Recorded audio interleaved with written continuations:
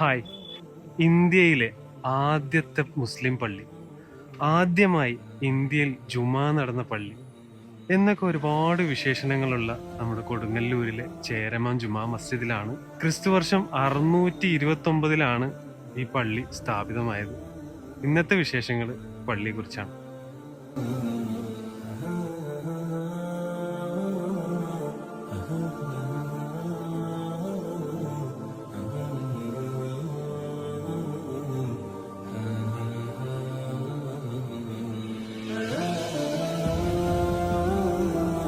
ജുമാ നിസ്കാരം ആരംഭിച്ച ഇന്ത്യയിലെ ആദ്യത്തെയും ലോകത്തിലെ രണ്ടാമത്തെയും പള്ളി എന്നാണ് അറിയപ്പെടുന്നത്.